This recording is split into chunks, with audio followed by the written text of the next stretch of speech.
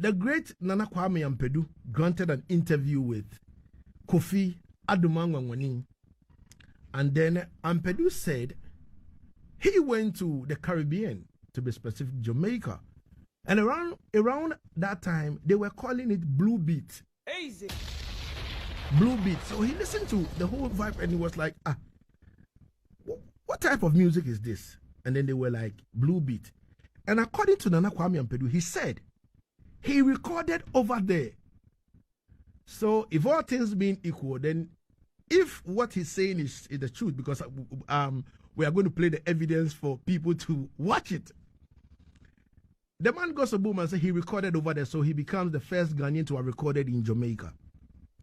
Then he said he came to Ghana before this whole change of name from blue beat to reggae happened. Now, Jonah, if you're ready, let's play that before I play the song. Easy. Me pa jo wakase me na me de reggae music say the peppershi o de koko bai me na me koko reggae music o ni se mo bai o no kwa na wow reggae nyombe na reggae ni man de ba fresh no ya feel really say kenda senya wuti a breathe fan na na me senya men suma yi a breathe you say ya ini mwa ye ko no mo de ko na lo na mo se o mo bo ni di ni ti buda ni bi sa no so mi ya fi ko no e Jamaica sa no mo kono ni se so o mo da ni se ni ti buda na yin be no go ye ko ni blue beat so let's show you this come ada iti kuna wa me ya sanyi me ya record ya me ba the ba na san bo Ghana there and kuna more brave you okay so we are here one of them also and sana Ghana for 86 B2B the friend reggae. You mean I'm for buy no more friend blue beat again Jamaica finance sana yen reggae ko history na better you mean I'm for you said it take what you call we ko de buy mean I'm go we reggae buy 1973 enjoy ya kono no come. If you know that Nana also can play reggae, baby I don't know that one. You know them Nana go reggae. Me pa jo wakase me na me de reggae music say the peppershi o de koko bai me na me koko reggae music o ni se mo bai o no kwa na Wow reggae nyombe na reggae ni man de ba fresh no ya feel really say kenda senya wuti a breathe fan na na me senya men suma yi a breathe you say ya ini mwa ye ko no mo de ko na lo na mo se o mo bo ni di ni ti buda na bi sa no so mi ya fi ko no e Jamaica sa no mo kono ni se so o mo da ana se ni ti buda na yin be no go ye ko ni blue beat so let's show you this come ada iti kuna wa me ya sa ni e ya record ya ni ba the buy and the same ball Ghana there and kuna more brave you okay so we are here one of them also and sana Ghana for 86 B2B the friend reggae you mean I'm for buy no more friend blue beat again Jamaica finance sana yen reggae ko history na better you mean I'm for you said it take what you call we are ko de buy me na go we are reggae buy 1973 Easy.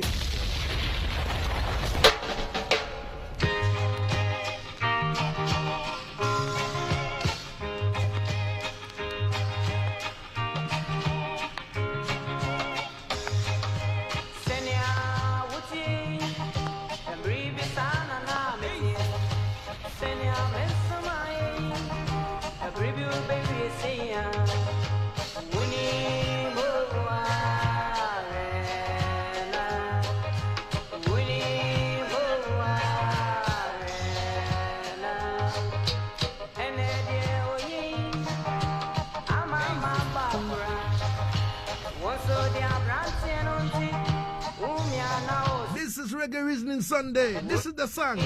Shedna. Unimowa Shedna. The man say, Charlie, be me where I go smuggle the thing like the way Tete Kwashi go smuggle the Google car.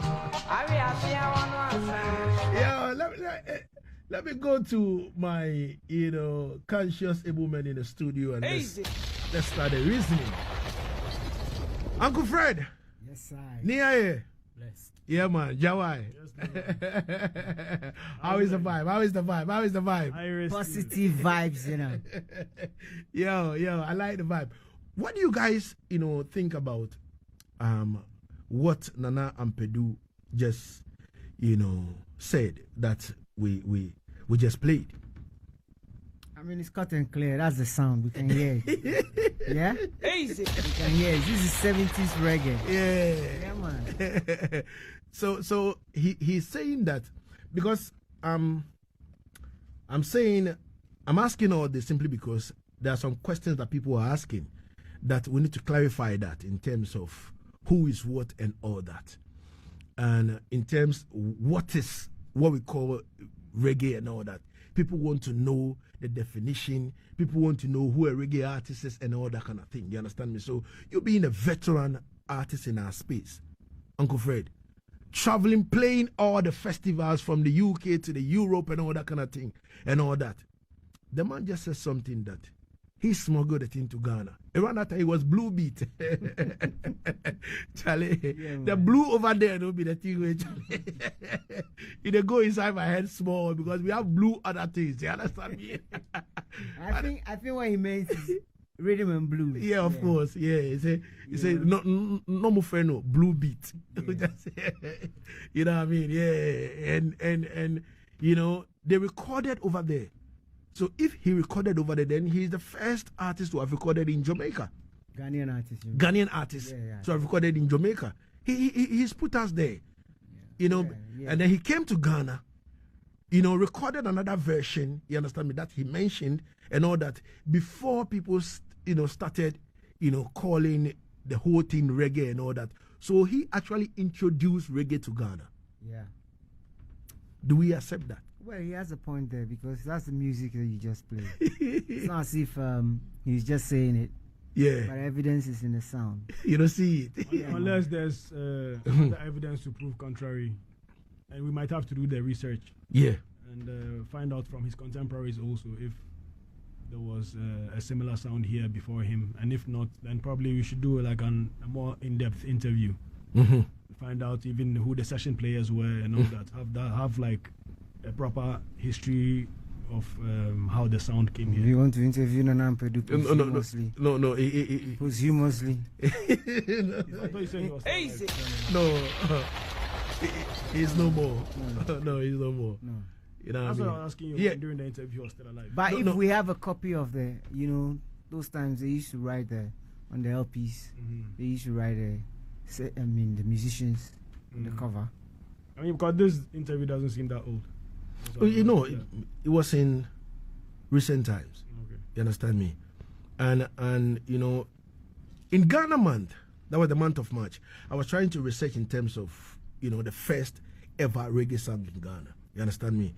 And then I got songs like Oyemi Boniami to Wiggy by, Super Odi, Brigadier. Yes, Brigadier Super Odi.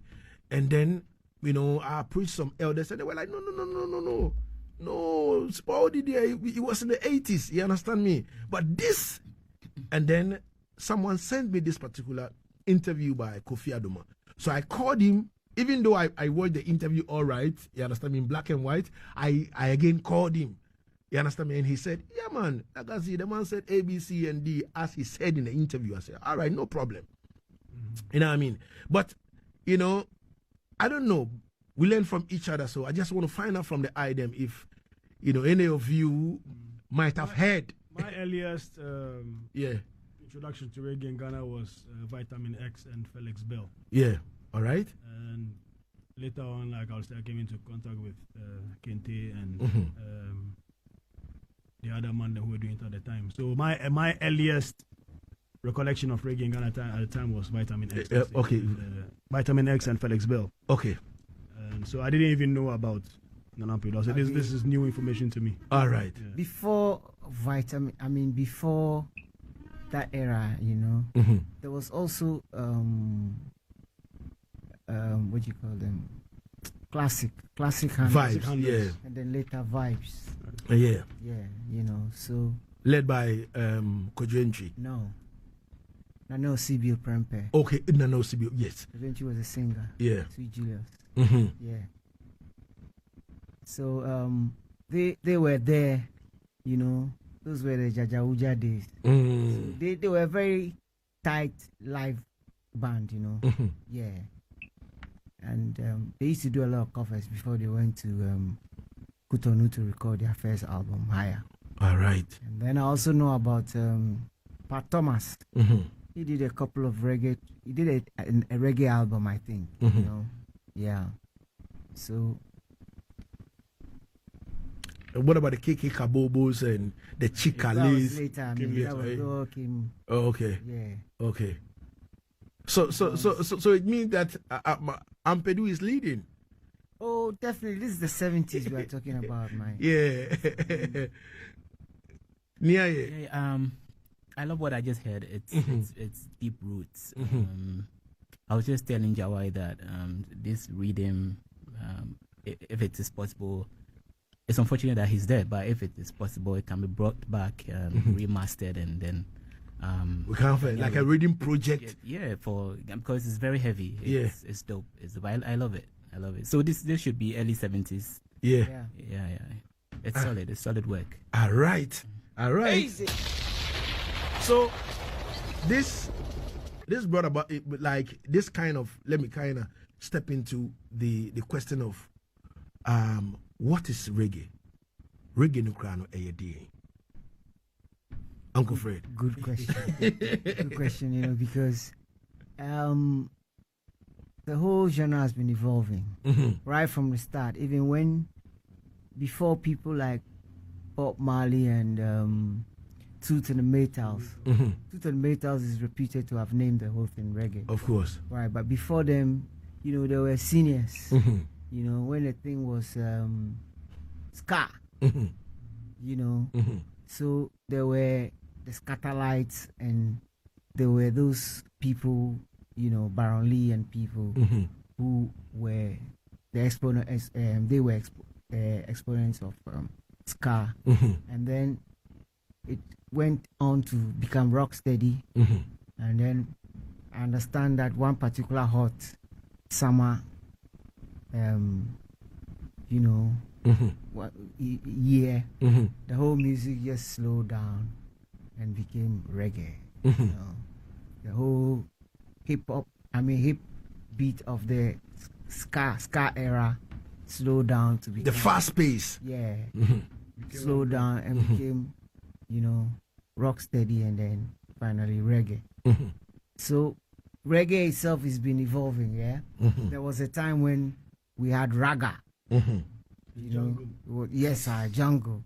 It was all a raving, and then it finally settled down when the dancehall artists them, start come up, and Supercat them, Yellow Man them, and the rest is history. All right. So if someone is listening right now and the person wants to know this reggae we are talking about, a den crown, Jahwi, what are you going to tell the person? I mean, it depends on what you are asking. Are you asking for it depends on what you're asking. So I'm saying, are you asking for an example of a reggae song, a reggae artist? Are you asking for a technical definition? So the way the question itself is a bit vague and loaded at the same time. So my quest to further answer this would be for specificity. Like, what exactly are you asking? Are you asking for a technical breakdown? Yeah, technical breakdown. Someone wants to know what is reggae. Reggae. So on a technical breakdown, then you have to go into musicology, and that's your reggae will tell you that we don't start on the 1, we don't start on the 2, we start on the 3. Yeah. So if you're somebody who knows how to count beats and how to do notations, then we can speak that language. But I mean, in general, I'd say it's a musical genre that heavily relies on drum and bass, and from there you can have offshoots that that have created their own fan bases and appreciation. So I would say it's a genre that has offshoots. Number one. Number two, I'd say it's something that's heavily reliant on drum and bass, and also we rely heavily on the 3 count and the 2 count. So those are the things that I would technically output it as. Lagazee. Well, I would say that if you ask me what reggae is, I would say reggae is, first of all, it's a rhythm. It's an African rhythm. And these are rhythms that were taken away from here. Were taken from here to the Caribbean islands. And I would also say that reggae. If you've watched Bob Marley, the documentary, the 2012 documentary, I think Boniwela was trying to explain something around it, that the rhythm came out as by mistake. Somebody played an offbeat, in the studio. Somebody was mistakenly played, and they realized that it actually works. So then that's the 3 and the 2 also. So then they adopted it. All right. So, but me, first of all, I'll say that reggae is African rhythm, and Bob Marley himself. In that documentary, they started from Ghana. That documentary opened right from Ghana. So, I mean, there is that connection, because you are talking about Bob Marley, you are talking about reggae music. And Ghana has been mentioned. It means that something has been transported from the rhythm itself. If some musicologists break it down as emanating from the Adowa cycle, like. So we took it and went. We just took aspect of it and went back to the 1. So it's all it. Once you break it down, it falls back into the Adowa. So traditionally, I would say maybe that's where the source is from. All right. Now. Again, another question. Who should we classify as a reggae artist? Reggae the crowd. Who? Let's go back to the reggae beat again, because it's like we're saying, reggae. They've said everything, but reggae is basically drum, really. And then also, like he said, the accent is on the offbeat.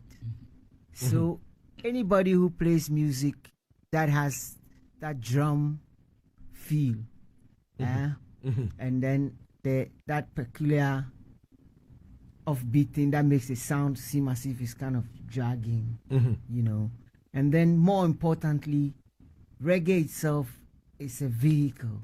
The music itself is there. There are variations of it, but more importantly, the music is a vehicle for a very powerful message. You see, of upliftment, and of, the black man's situation in the world is the main reason why reggae came about. That's why it came out of Jamaica, because they were the people who were feeling it most. And when Marcus Garvey tried the Union in the United States, they quickly deported him back to Jamaica. So his message, resonated with these guys who had already started the reggae, the pinnacle guys.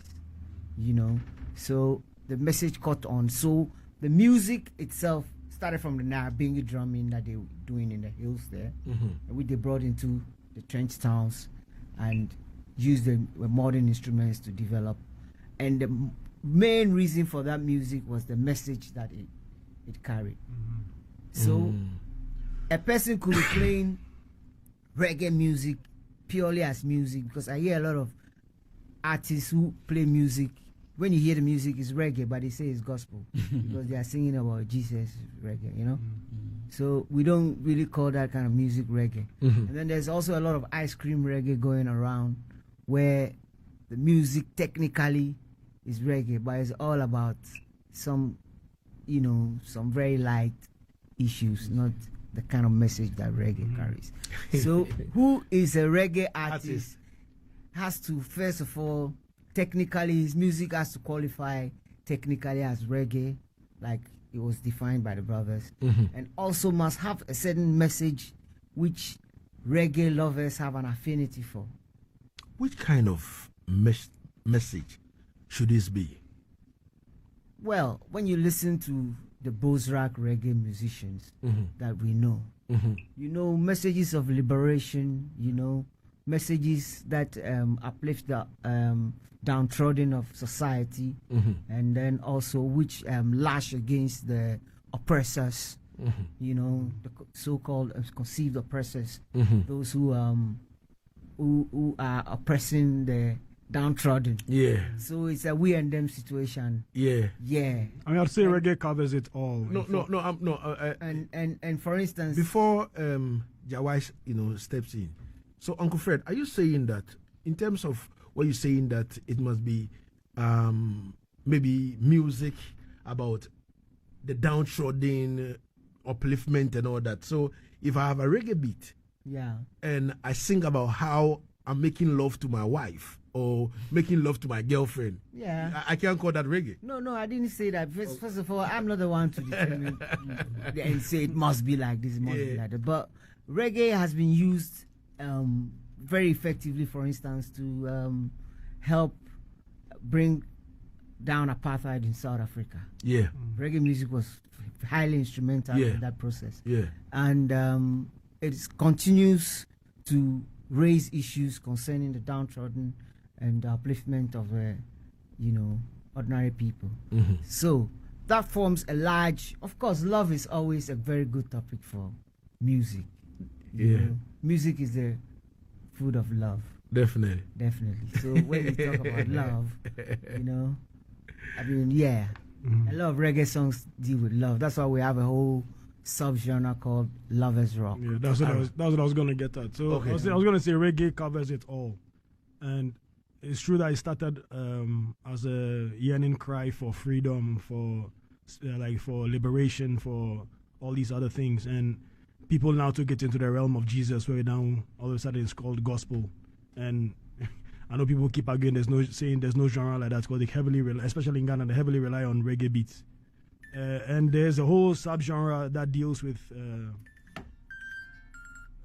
whole subgenre that deals with love and messages of love, called lovers rock, like Papa Fred was just saying. So that's a whole subgenre on its own of reggae that a lot of people also enjoy. And I think that came out of the hoods in London, and the UK reggae has its own feel as well. All right. So, Nii Ayertey. Reggae. Who is a reggae artist? Yeah, who is a reggae artist? Did you answer that?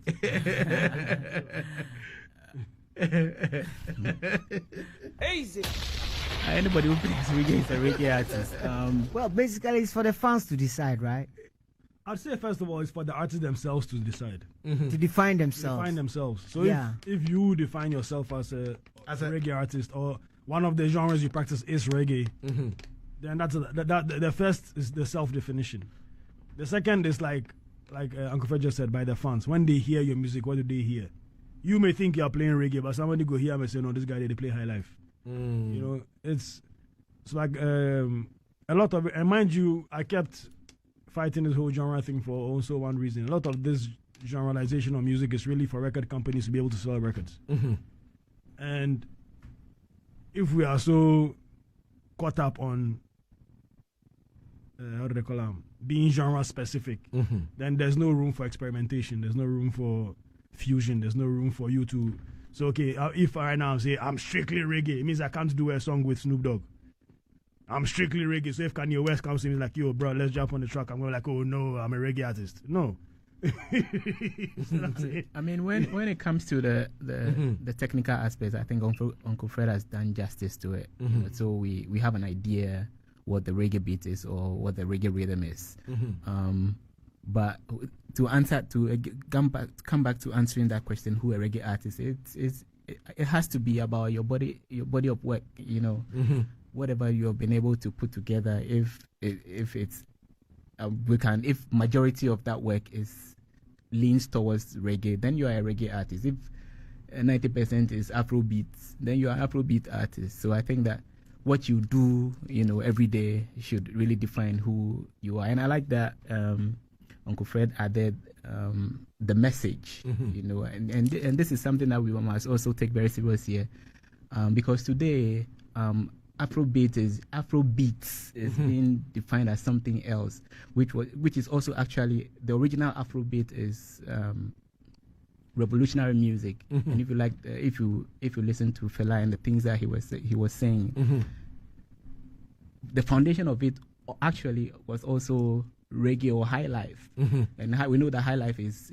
reggae, you know. But the message that he was trying to preach across, it's so unfortunate that today other people have added S to the thing and they are singing, you know, other things, but love and all those things. But love is also human nature, and we cannot discount that, you know. All right. So in this case, looking at what Ampadu said, can we call or can we say Ampadu, you know, was the founding father of reggae in Ghana? I wanted to say something to what Nii Ayertey said. All right. It might answer that question. Okay. All right. So he said that reggae is high life. I beg to differ. You know, reggae is not high life. You know, high life, the progressions that they use in high life, and then the beat is definitely not. It's you know, this is high life, and it's totally different from what the repeater drum does in the reggae. But he also said that Nii Ayertey said that the body of work that you do can identify you whether you're a reggae artist or not. So let's say we just heard a song from Nana Ampadu, a reggae song, very definitely reggae song, and you could even say the first reggae song that was recorded by a Ghanaian artist in Jamaica is that song. But if you look at his body of work, he's definitely a high life musician. We cannot call him a reggae musician, right? We can call him the Tetekwashi of reggae. That's cool, you know.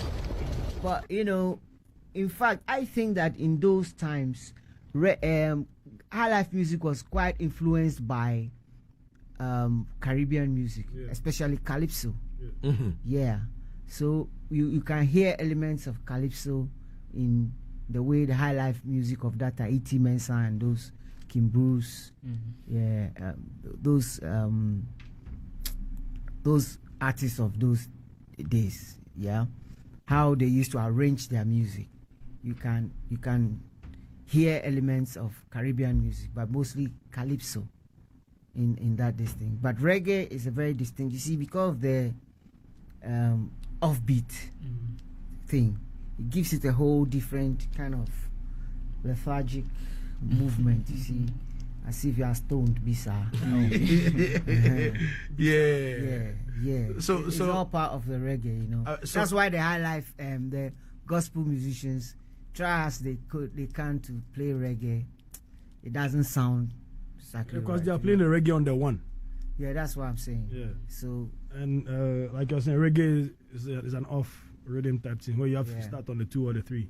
And if people who understand the music will understand what I'm talking about, it's if you try and play reggae like hip hop on the 1 to a 4/4 beat, then you get that gospel kind of reggae where the guitars constantly land either on the 1 or on the 2 or on the 4 instead of the 2 and the 3 and the 2 and the 3.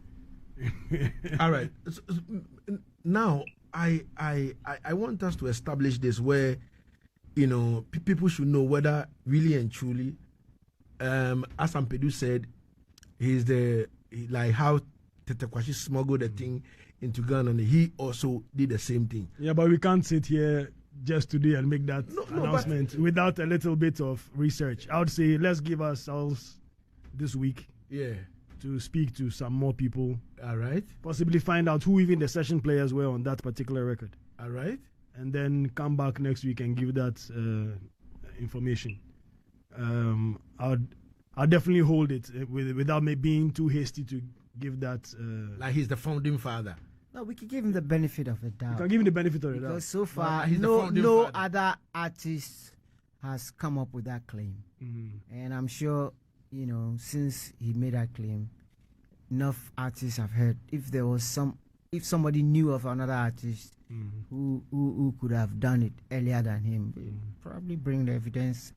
It usually comes with a song. We will have to listen to the song, and I know of one artist. He didn't used to perform in Ghana so much. The saxophone player, but one of the earliest reggae musicians too. His name has just slipped my mind, So maybe we can check along those lines.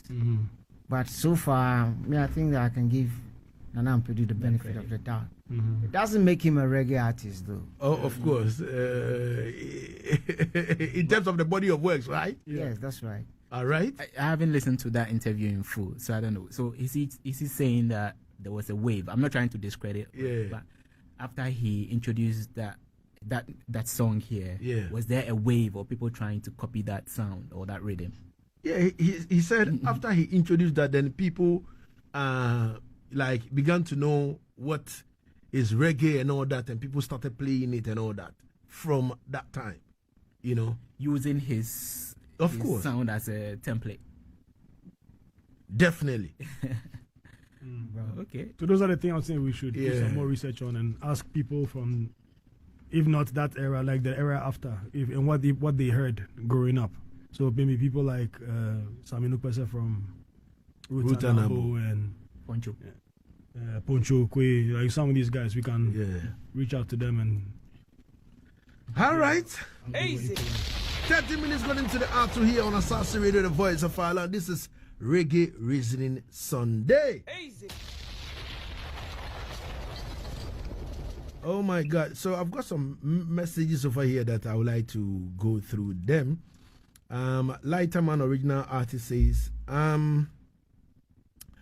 he said, King Lagazee, reggae is all about positive messages. It doesn't matter about the language or us, and also all we know reggae is about is good vibes, how to drive the world out of negativity lives and help each other, show love to each other because we are all one people.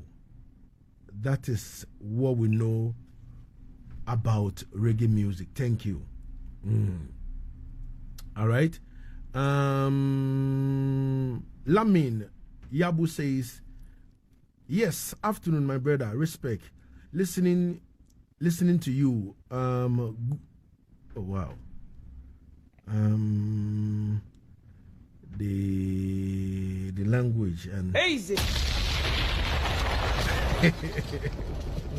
Asaase Radio. This is Asaase Radio. Please, if you can use simple grammar so that I will understand. Lagazee You understand me? Even if, I don't know whether he's trying to speak patois over here or I just don't know. But please, if you can type simple English, you understand me, so that I can read them for you. All right. Irene Kote says, listening live. More fire. Kia and cool. All right. So, I think the last Sunday of last month, right, we're here, and then this Reggae Reasoning Sunday all started. You understand me?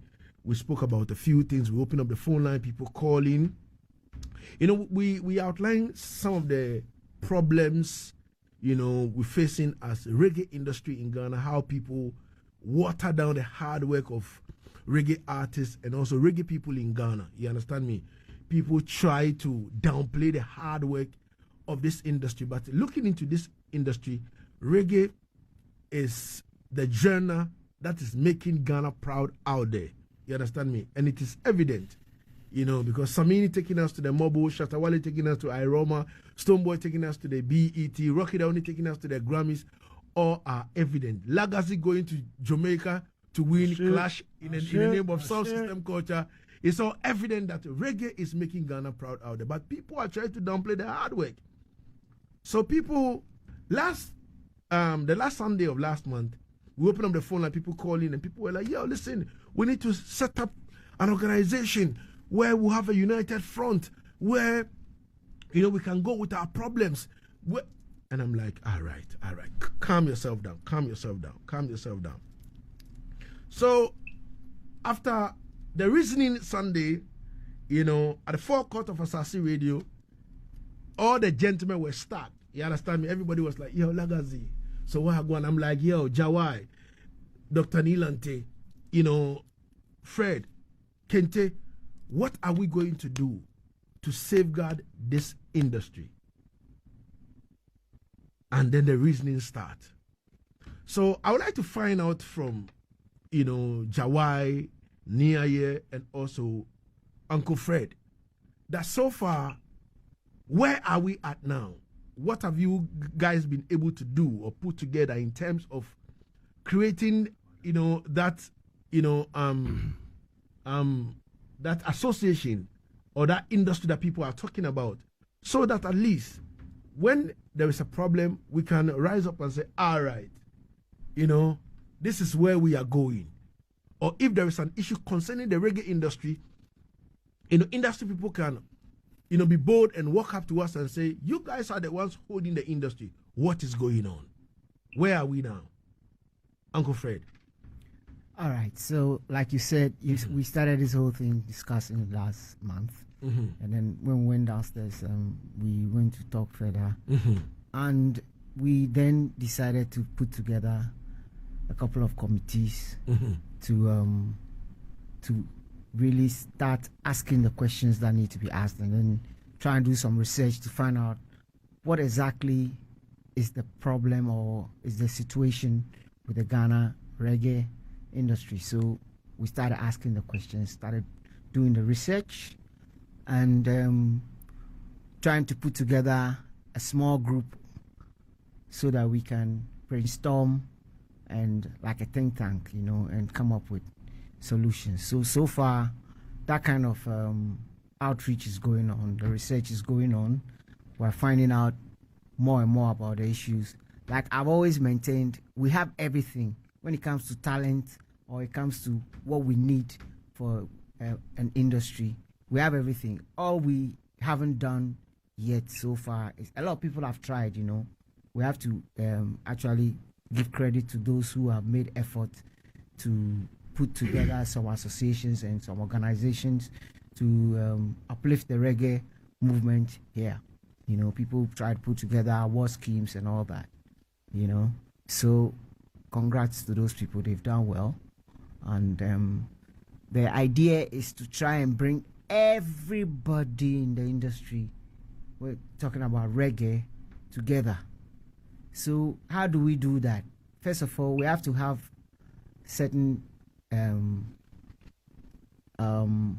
understanding. We have to set up an organization. So far, we're trying to reach out to different people within the industry to find out their views and how we can collate all that in the process of building an organization, a network of all reggae, not just artists, producers, promoters, DJs, merchandisers, bloggers, you know, people who have equipment, people who have sound systems, you know, fashion designers, everybody who can contribute to uplift the reggae movement. Because you see, when the reggae movement is uplifted, then the tourism business in Ghana goes up, and the image of Ghana is also uplifted. All right. Jahwi, you have anything to add? Just that, like we said, the work needs to be done, and at this point, the work is beginning to get done. We put out a survey, which I think Asaase FM might put on their site soon, and so the survey is also going to reach out to Ghanaians to find out what their opinions of reggae music are. And I would encourage, like, everybody who has an affinity for reggae, if you love reggae in any way, once the questionnaire is out, go out there, answer the questions, let us know what drives you to listen to reggae, so that this information can then be passed on through the organization to the artists, to the producers, to whoever is relevant that the information needs to go to. I'd say also to every reggae dancehall lover, artist, like Papa Fred mentioned, if you are in this industry and you are a part of the reggae fraternity, it's about time we start thinking along the lines of putting all our eggs in one basket, if I can put it that way. Because that basket, we all they carry the egg for our hand inside there, go see no you fall down and break. And individually, a lot of people have been trying to do things. I think it's time that we all focus our energies into one space and grow the genre like the way it needs to be done. I think Kenya and Gambia are way ahead of us in terms of such an organization. And you can see the strides that the music is making there. So really, let's keep the chat to a minimal, and the work, should propagate itself as we go. All right, Nii Ayertey. So it's important that the industry gets an organization that would guide it. For instance, in 2022, the contribution of the tourism industry to Ghana's GDP was estimated to be about 3.6 billion. 3.6 billion dollars. So it means that people who are traveling to Ghana, or even Ghanaians who are traveling within Ghana and spending money, or they're going to events, and now because of this year of return and all those things, December in Ghana, you can see the influx of people, coming in. So if the amount of money that is being spent in Ghana regarding tourism, and which includes visiting places, going to hotels to eat, or restaurants to eat, attending music concerts and so on, what is the reggae industry's stake in that? How much are we also benefiting from that largesse? It means that there's money circulating, but reggae people are not chopping some. And how much are we bringing in? That's another exactly. So question. If you have an organization that would be focused, it will be able to organize the industry in such a way that some of these benefits would come to the artists or to anybody who plays a role within that industry, instrumentalists, sound producers, whatever, because there's money to be made. And if you look at reggae music globally too, there are about officially, there are about 164 top reggae festivals around the world, and interestingly enough, in Jamaica they recognize only 9. So it means that all the others are outside of Jamaica.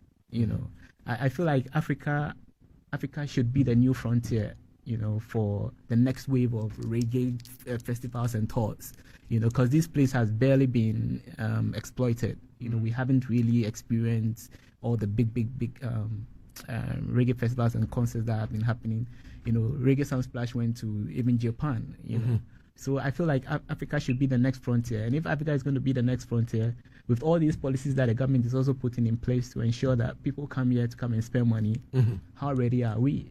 So I think that if you're in the reggae industry, if you are listening to me this afternoon, and you are a reggae artist, you must change your focus.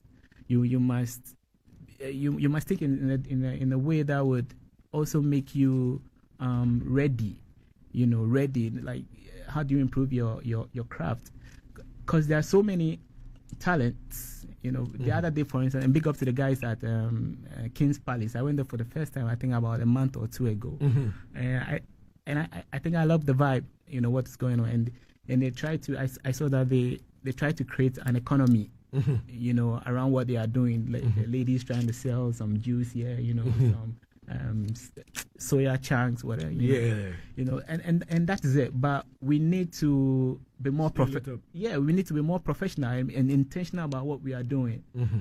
So that it would also attract people who have money to spend, investors. To support what we are doing and put it on a bigger scale for other people to see. Let's make Ghana the next frontier.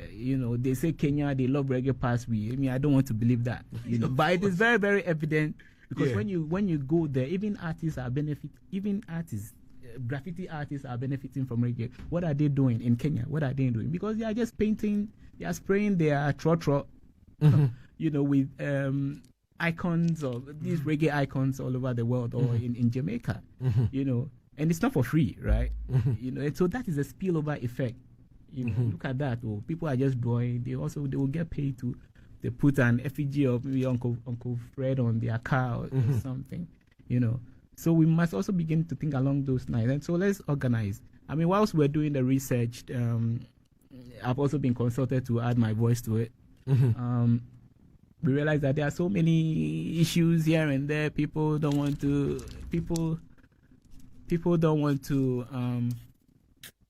They don't want to join the bandwagon because they feel that this man has done that man too has done. But Charlie, this is not the time. Nobody is really actually making anything from reggae music at this time. The industry is flat. I know there are people trying to do things, but you are not an island.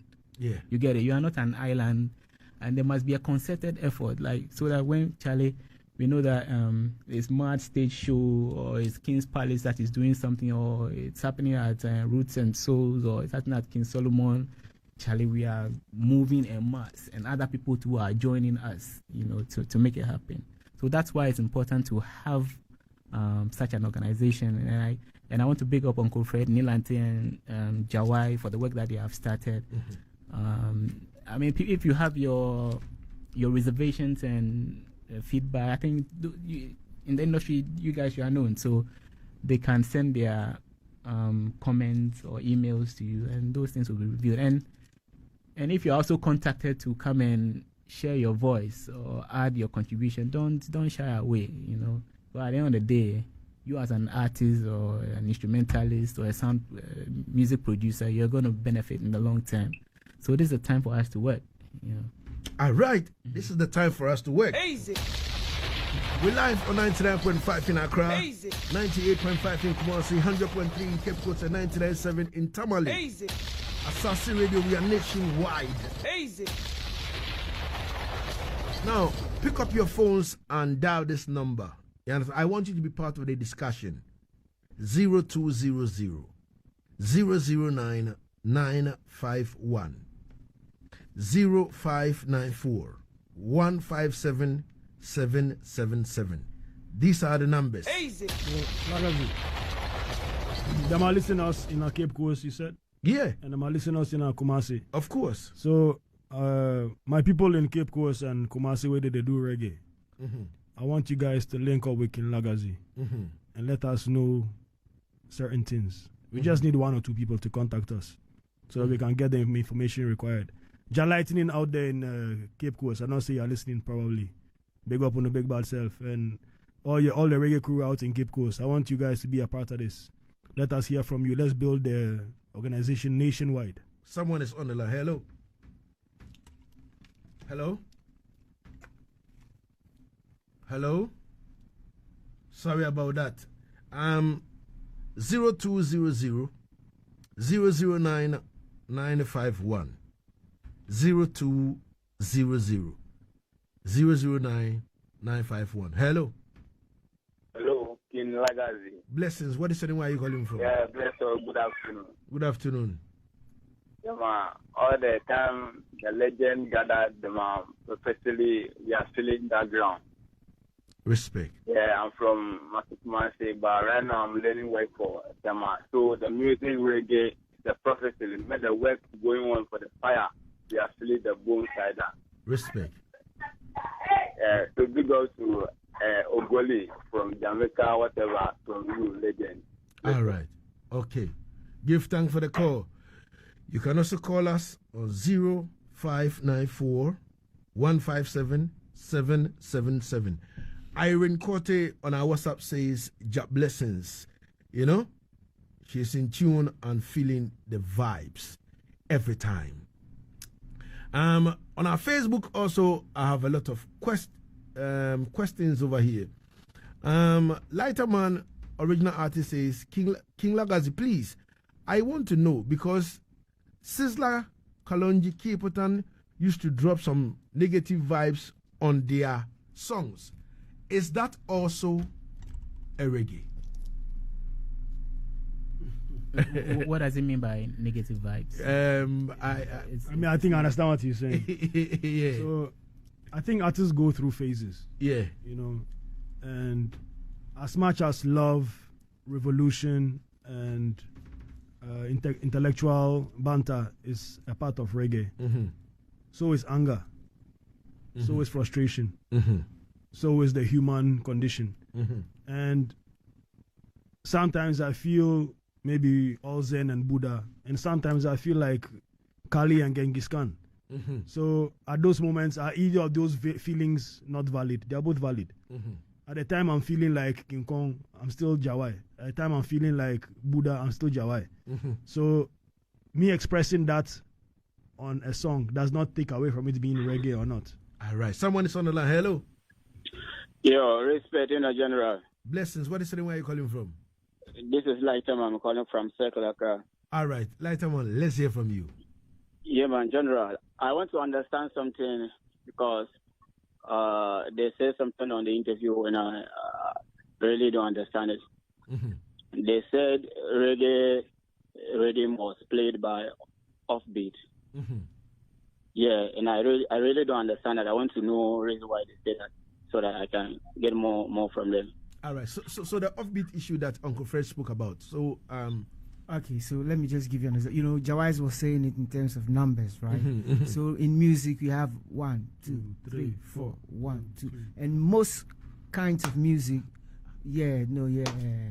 most kinds of music. So instead of... most kinds of music, one. the accent is on the 1, you see, so it's 1, ka, bu, ka. If you have funk, you have bu, ka, you know, so the accent is usually on the 1. But in reggae, the 1 does not have the accent, but the accent is on the next beat. So on the 2 or the 3. Okay. So instead of you have more like. So the 1 doesn't have a strong accent, but the 2 and the 4 they have the strong accent. Yeah. So that is what makes it the off beat. A clear example is hip hop. Hip hop is on the 1. Yeah. So if you listen to hip hop music, you're always gonna start on the 1. There are very few rappers who start, like Lord Last starts on the 2 or the 3. He's one of the few rappers who do that. Most rappers start on the 1. Yeah, he's talking about the beat here. The beat here. So the beat. So if you listen to hip hop, the accent is on the 1. Yeah. If you listen to like reggae or Agbaja, the accent is always off. So Agbaja is like a 6'8" or a 6'9". Lightman, you understand me now? Easy. I want to ask something. I sometimes I used to listen to like the reggae artists from Jamaica, like Keputan and Cecilia Kolonji. And most of the time, I used to listen to that. They like to their songs. Sometimes they are using some, negativity vibes on their rhythms. So I want to understand: can we also call that a reggae music or not? Yeah, I think I answered that question. I don't know if you were listening earlier. So what I said was, reggae. It's true that mostly it's to do with positive messages, upliftment, revolution, and enlightenment. But the same artists, at the end of the day, they are human. So they have times when they are angry, they have times when they are frustrated, they have times when they are going through a thing. So they will voice those things on their music. It doesn't change the fact that it's reggae or it's... like I'm saying, the message will not constantly be a positive one because of the human condition. We go through things. So at that time, maybe they are expressing some frustration that me and you don't know about. That doesn't take away from them being reggae superstars. All right. No problem. So, as we continue, 35 going into the R2 here on Asaase Radio, the voice of our land. This is the Reggae Reasoning Sunday with myself, King Lagazee, alongside Nii Ayertey, who happens to be a cultural producer, Fred Kente, our veteran, reggae artist, and also Jahwi. He's a reggae artist and as well as a fine painter. Easy. Now, I want to ask this question. Have we celebrated our veterans enough in Ghana in terms of reggae? Like if you go to Jamaica, there are some areas you get there and you see all the writings on the wall, all the paintings in terms of some of the icons like Lagazee, no go too far, absolutely not. Absolutely not. I'll start with even Uncle Fred is in the studio. This is probably one of the biggest exports out of Ghana. He can walk down this road and 20 out of 30 people won't recognize him. Of course. So I think our weakest link has been our documentation. We haven't documented our legends well enough. We haven't given them enough exposure. Really and truly, we haven't appreciated them as much as they should be. Not in writing, not in photography, not in art, not in painting. There's still a lot of work to be done. And I believe that it's about time that we start opening the channels for some of these things to be done. I'll give you the other day I was speaking to Ras Bomba. And there are certain people that are sort of like landmark steps in reggae in Ghana. And I'll say Bomba is one of those people. Of course. Because let's imagine reggae in Ghana without somebody like Ras Bomba. A lot of things wouldn't have been the way they are now. Because the amount of people he's played for in terms of live band, that one thing. People he's played for in terms of their records. People he's written music for. People he's like sang backup for. That's just one person. And he's even more of a contemporary modern day legend, I'll say. So those of them from beyond that time, we have no idea. Most people think reggae began with Shatta Wale in Ghana here. Of course. So you're right. And so to answer that question, no, we have not done enough for our legends. We have simply not done enough. Nii Ayertey, where do we start from in terms of that? He said we've not done anything. So in a quest of doing that, where do we start from? First of all, it's good to be anonymous.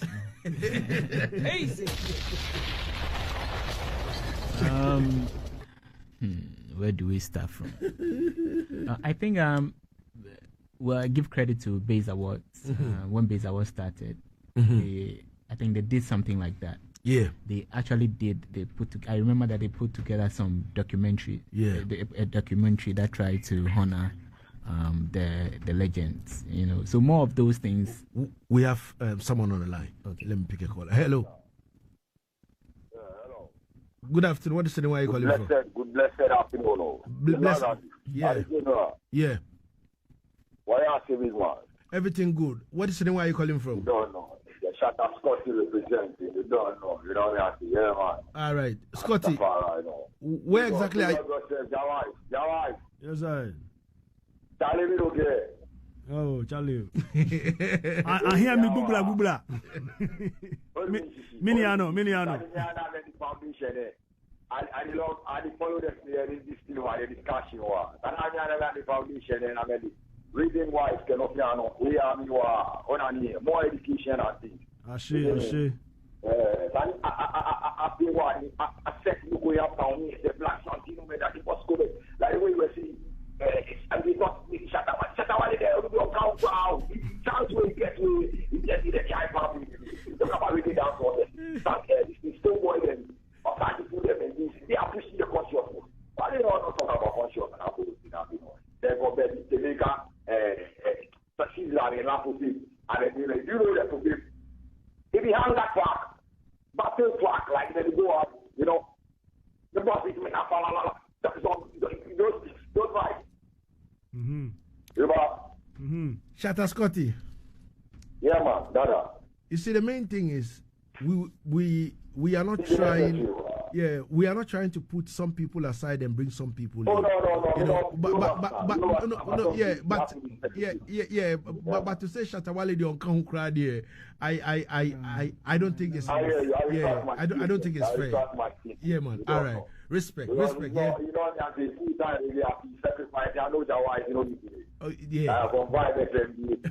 You know, yeah. Of course. The man there is good. Yeah. All right, man. Respect. Yeah, man. So, Lagazee, we're also getting some messages here that you mentioned the number too fast.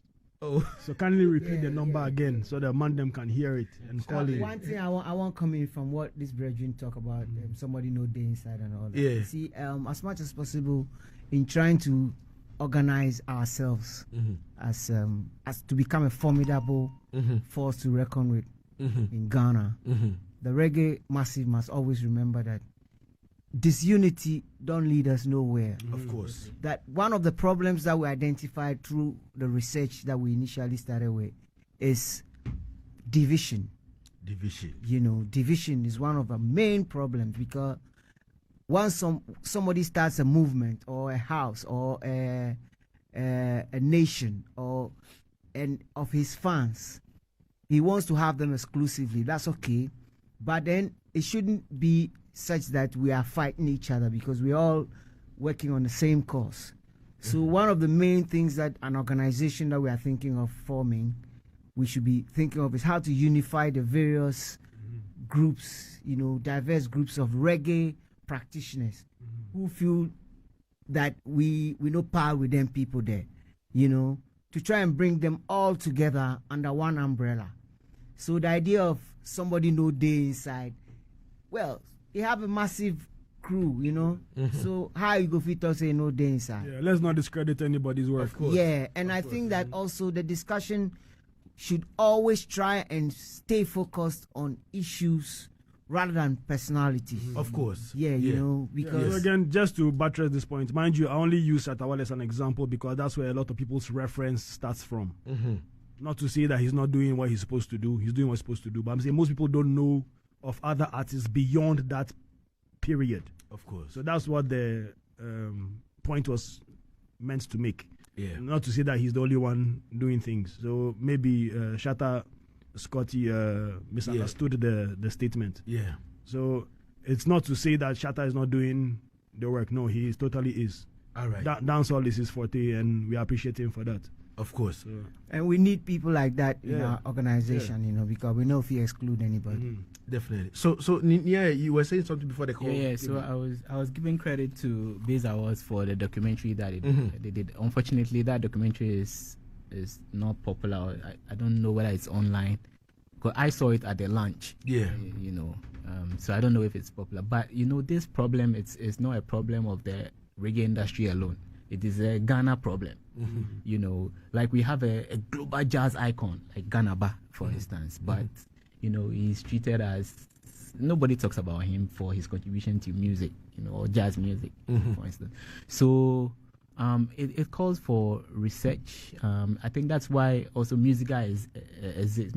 Musica, for instance, exists. They can research into all these legends, so that their due is paid them, because there's a lot to learn from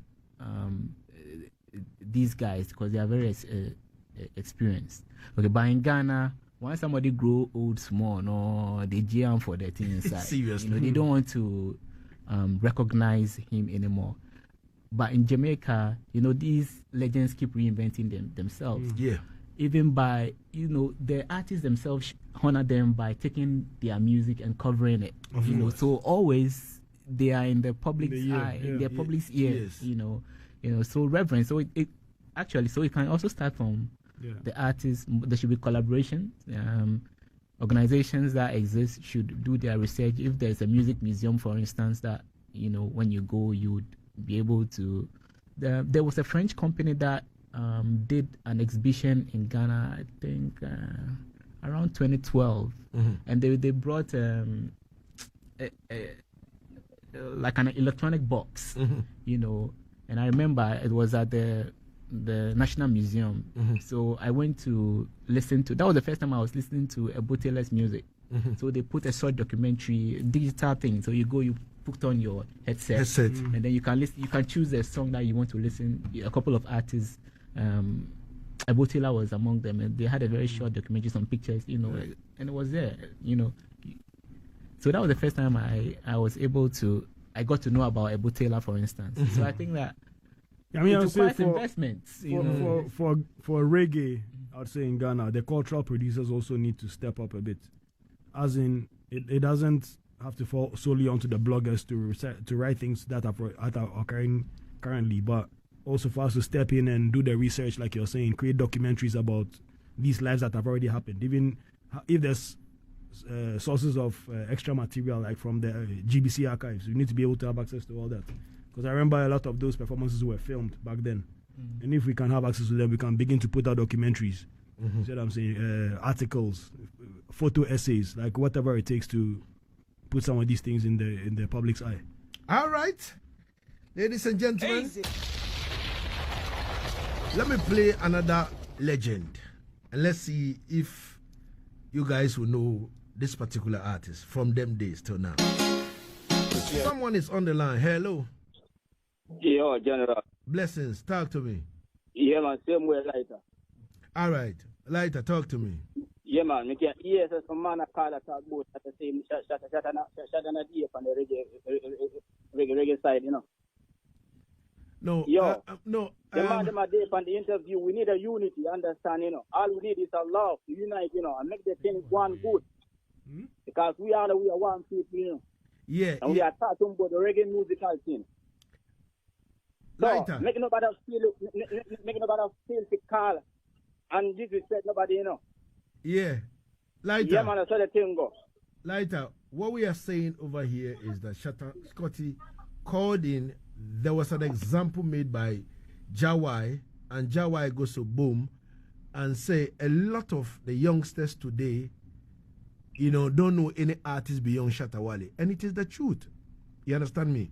We have a lot of artists in terms of reggae dancehall in Ghana. The older generation. The older generation. And listen, you can go out there, you understand me, and if today, if I should put Saminu Kwes's picture or even Samson Kwe's picture, you know, out there and ask people who is this, they wouldn't know. You understand me? So what we are saying is that we've not celebrated our legends enough. What we have to do is to make sure that we celebrate our legends. You understand me? We should make all of them known, you know, to the public, because this space is what is making Ghana proud out there. You know what I mean? So it is no disrespect to any artist or all that. And, you know, I wouldn't even give that space for anybody to call in or for, you know, a panel member to even disrespect no artist. It will not even happen, because all of us over here, we are in the interest of the industry. We want the industry to come together as one so that we can push the agenda forward. Easy. Reggae is being sidelined in Ghana. You know what I mean? Yeah, man. So that is what we are talking about later. No disrespect to no artist, and it will not happen on this particular show. Now, Sina Jonah, if you're ready, let's show what the Royal Gold Teeth is saying. You know, 51 minutes going into the hour, you know, 2 here on Asaase Radio, the voice of our land. Let's go on the board and listen to what the Royal Gold Teeth is saying. He put something on May 7th on Jonah, can you display it on the screen over here in the studio so that my guest over here can also watch it? What is being written by, you know, Royal Gold Teeth, you understand me, on the 7th of May. You know, can you show them on the, okay, please, can you display the writings on the board, on the screens in the studio? We have someone on the line. Hello. Hello. Good afternoon. Can you hear me? Hello. Yeah. I can hear you loud and clear. Nice one, King Lagazee. Give time. Yes. I just wanted to just contribute more to the program. Okay. First of all. Okay. Yeah. First of all, I'll take you back to the definition of reggae artist. Okay. I mean, me growing up, I used to see a picture of, excuse me to say, a man who looked like a woman, called Boy George. And Boy George played a lot of reggae songs. For me, that tells me if the world accepts him as somebody who contributed to reggae, that we should remove a lot of the biases that are associated with reggae, like somebody's sexual orientation, somebody's color, where he's from, you know, whether he's a man or a woman, his religion, whether he's a Rastafarian, whether he's a Christian, whether he doesn't belong to any religion at all, or the Hindu. I mean, I think a lot of these biases you have to rid them of reggae. Just by simply doing this alone, you will see how quickly reggae artists will pull together as one. We are causing our own division with our prejudices. Look, Sam Smith is recording in Jamaica with top reggae stars. Do you know who Sam Smith is? You know his orientation. Yeah. So let's just forget about all these prejudices and let's come together. And when we come together, I'm sure we will fit do so much. Secondly, I think the numbers. Like I said, you have take your time small with the numbers. All right. That's about it. But I'm loving the conversation. All right, respect. Yeah, man. Give thanks, Doc. All right, so that was Dr. Nii Ayertey, you know, who just called in. If you also want to be part of the conversation, you can also call us. Hello, what is the name? Where are you calling from? My name is. Hello? Madam. You're calling from Madam, and your name is what? My name is Yaad. Okay. Your line is I'm hearing of this is all around Russia. And I'm and now we can see that we are not choosing ourselves, but instead our ways to work. That we are the king of conquering lion. So I believe that I'm a little boy. I don't mean to really too much, but coming together as you be there, someone there, and I can also be there. One day together we can see ourselves and we chat together. It looks like your line is not really good. So please, if you can call back again. Hello, what is your name? Where are you calling from? Hello. So the number for you to call. Yeah, hello. What is your name? Where are you calling from? Yeah. Good afternoon. Good afternoon. Yeah, my name is Ben, calling from Cape Coast. Ben from Cape Coast. Let's hear from you. Yes, please. Yeah, big up to your panelists for whatever contribution that they are making for Mother Ghana. I think the whole idea of bringing artists together is very paramount. The holy thing is that if you get a platform, a WhatsApp platform, whereby artists will put their music, then you can go through them, pick the one that you think they are good, then at least you can push them. Because it's a very big platform that, and the whole country, the entire country, there are a lot of artists, but some of them are hidden. But if there's a platform, definitely the information will go out and you get everybody on board. Because some people die with the talent.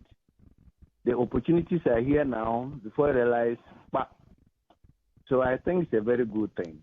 All right. Big up to you guys. Give thanks. All right. So the number to call is 0200 0200 009 951. I hope I'm not fast. 0200 009 951. The MTN users 0594 157 777. Now, mind you, what we are doing is, it's in a quest of the unification of the whole reggae industry. And talking about WhatsApp groups and all that kind of thing, Charlie, we have tried. It's not working. That WhatsApp thing there, Jahwi will tell you that, my brother, put that aside. It's not working. So Royal Goatee says something on the 7th of May. He said, big artists must empower upcoming artists and show them the way. Easy. Said by Royal Goatee. So the people on our Facebook page, you know, Sinajuna, if you come, yes, it's now on our Facebook page. He said big artists must empower upcoming artists and show them the way. Uncle Fred, big artists. Maybe the big artists. Again, some of these statements are a bit vague. Yeah.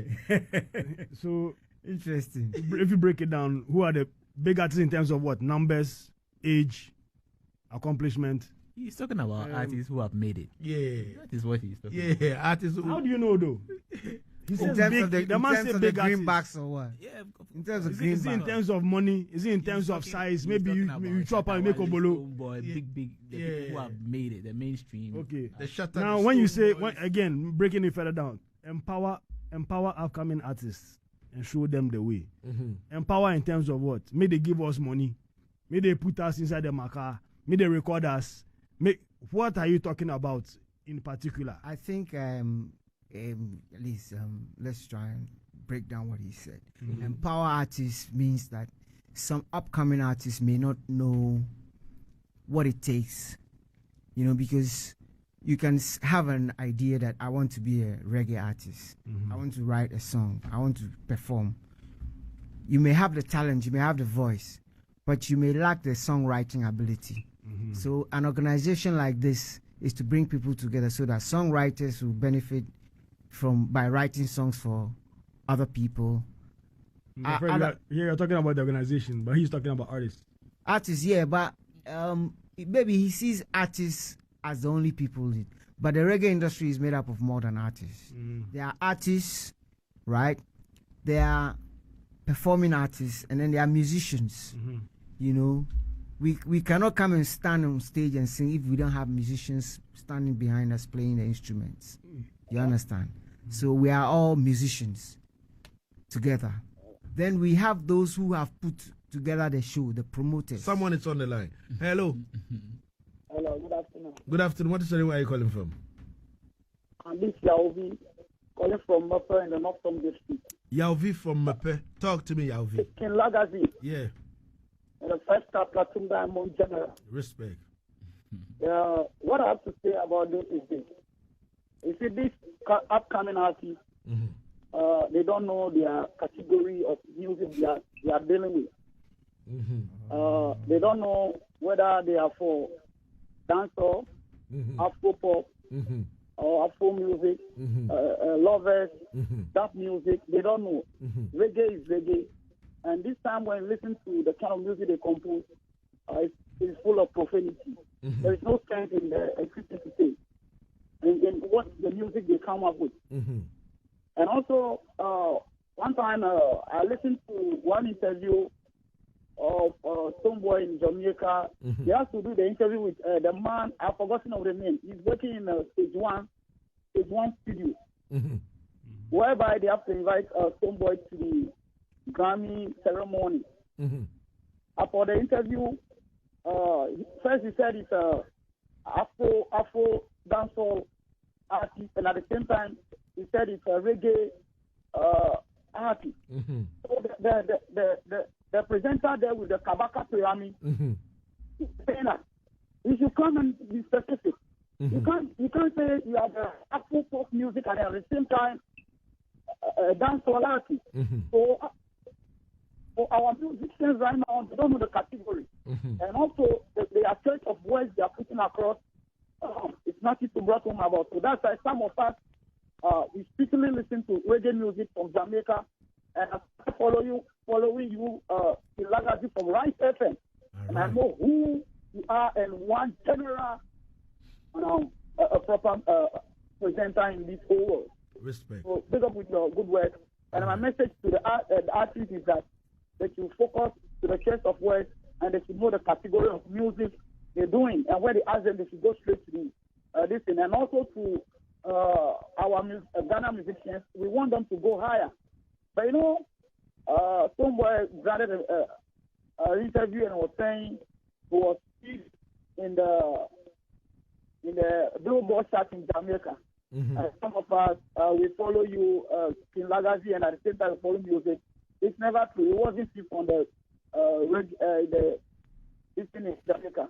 And also he featured 1 or 2 artists in Jamaica, so we know the in and out of them in Jamaica. So they shouldn't come to Ghana and tell lies. Okay. Or when they tell lies, and some of us know, we'll refuse that. Okay. So thank you very much for the show. All right, respect. Yeah, man. So the main thing, this issue to do with Afro dancehall artists and all that kind of thing, and an artist decide that I am an Afro dancehall artist. You understand me? Who am I to go and tell that artist that you're a reggae artist? You understand me? The artist, as he grows, as you grow in life, or as you move forward in life, you begin to define saying things. You understand me? Yourself, yeah, for yourself. So if the artist, I know someone to be a reggae dancehall artist. He said he's an Afro dancehall artist. And a reggae artist. I can't fight him. You understand me? He has defined himself. You understand me? Yeah. So who am I to go redefine that same artist? Nashiru Ibrahim, he said, good afternoon, King Lagazee. Keep doing the good works. My name is DJ IB from Boku. I really like your program. Big up yourself, my brother. You understand me? So, in wrapping up, we are wrapping up with what Royal Goated said. You understand me? Uncle Fred? Yeah. What I'm saying is that upcoming artists must do the work. Yeah.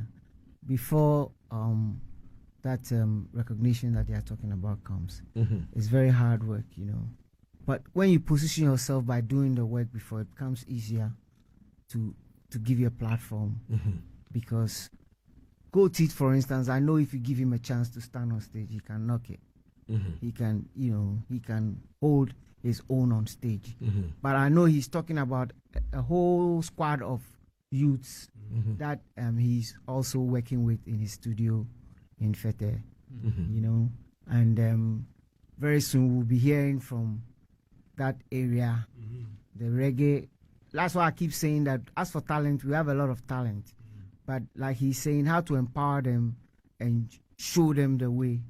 That is why we need an organization that we've been talking about, and we are working very hard to put things in place for such an organization. So if you are a reggae artist or a producer or a promoter or even a DJ or whatever you do in the reggae industry, and we approach you to join us, set up this organization, please put aside every any misgivings or that you may have, or whatever views you have of what has been attempted in the past, and try and let's come together and give this one hard push. Everybody come on board and let's get something going so that reggae will take its rightful place in Ghana, and Ghana will be positioned as Africa's beacon of reggae. Sure. Lagazee, so in short, what he's saying, big artists must empower upcoming artists and show them the way. In summary, what he's talking about is mentorship. Okay, which has been happening in the industry already. Okay, so you can talk about Samini, Stoneboy, relationship, Kofi Kinata. You can also talk about Samini himself, where he came from, the hands that held him, So it is a continuous process, something that is going to happen. It will not happen overnight. As he wants, overnight, but it's small, it will happen. So these also young artists must humble themselves, and show respect to people who have paved the way, you know, and that's the only way that somebody can impact something, to you know, to you. But if you don't have that quality, you don't want to be tutored or to be advised, then it won't happen. So, but I just want to say that mentorship, that's what it's talking about. It's been happening in the industry. It's slow, but it's happening. All right. To add to that, I would say, so just to batch what Uncle Fred was saying, the organization is going to organize things like workshops, study groups, mentorship opportunities. And again, to batch what Nii Ayertey was just saying, the new and upcoming artists, kill your ego. You're not bigger than nobody. Some of the man themselves, with the so-called have make it, they're no bigger than nobody. So, first of all, humble yourself, kill your ego. That's the only way you can learn from somebody. The next thing is like, we've more or less killed the industry of apprenticeships in Ghana, and that needs to come back. Yeah. So if you feel like there's something you want to learn or there's something you're passionate about, find somebody who is already making strides in that. If it's a reggae or dance or you want to sing, find an artist who you admire and understudy them. If it's photography you want to go into, find somebody who does that and understudy them. Mentorships, yes, all well and good. But how many of these man them are willing to put time in to practice and nurture the craft? Because if you're not nurturing your craft, like Uncle Fred was saying, nobody's going to pick you out of the gutter and now come and nurture your craft for you. All right. And someone like Stonebwoy didn't go to Samini empty-handed. When he got there, he already had a certain amount of skill. He had a certain amount of grasp on his art form. So whatever it is that you are practicing, get yourself to the best level that you can. What if you could spit 16 bars yesterday, tomorrow you should be able to spit 32 off the top of your head. So every day is a new opportunity for growth. And if you're not growing, then you're not making those strides towards the mentorship that you need. All right. My name is King Lagazee. We give thanks. Asaase Fuji says, being a reggae artist is not about claiming it, but it's about doing projects that complement the reggae fraternity. You can't be a reggae artist and does not care about the growth of reggae. You understand me? It's true. You can't be a reggae artist and do not care about the growth of the reggae fraternity in Ghana. Exactly. So every reggae artist should be an ambassador. Yes, of course. And this is what we are pushing. And I believe that every reggae artist, every reggae person, stakeholder, whether sound system, whether writer, this is the time for us to come together. We have tried something in the past. It didn't work. This time around, let's hit the nail right on the head. Let us make sure that we are part of the national cake. Charlie, they are chopping left and right, and we are being left out. So should we sit on the fence and watch them and, fight among ourselves in terms of ego? And you're talking like the fence, it be only one. They are individual fences. So if you can make the fence one and we always sit on it, like you good. Let's start from there. Yeah, all right. All right. But I think that what Asaase is saying is right. That I agree. We shouldn't just be talking about reggae. We should really have the passion for it. Of course. And so yeah. Apart from talking about reggae, we should be making reggae. We should be performing reggae. We should. The last time I had a talk with him, he was saying, "Yo, Fred, man, you must come. You must be more active, because you know the thing." And as a matter of fact, I spend a lot of time in the studio, and I try to make people understand. Say, the studio is where the music is created to start with. That's the creative process, right? And so I try to give, at least, what I do is not on a very commercial basis, but I try to give opportunity for at least reggae artists who want to work with they for come. All right. When you're ready, for just come. It's like the studio. Yeah, you for just come, All right. We will go create something. Of course. Every time, Ladies and gentlemen, our time is fast spent, and trust me, we have to move. Sorry to cut in, but this is off topic. Before we go off, I would like to big up Ras Aswad and Edwin Bafo and the guys at Food Sovereignty Ghana for the work that they've been doing so far. Just last Friday, there was a court ruling that said that genetically modified products or food should be labeled. These guys, they've been at the forefront of campaigning against GMOs in Ghana for the past 9 years. So I think that what they have done so far is commendable. Yeah. So I want to big them up on this platform. Yeah. Again, reggae music is used to promote that. Yeah. Big up. Abyssinia band. United Abyssinia band. Yeah, with Ras Revel. You know, GMO Masco. Yeah, you know, so they are doing their part. Right. That's why I keep saying reggae is a vehicle for some serious protest messages and information. Right. Yeah. Ladies and gentlemen, we're done. We will be here the last Sunday of next month. You understand me?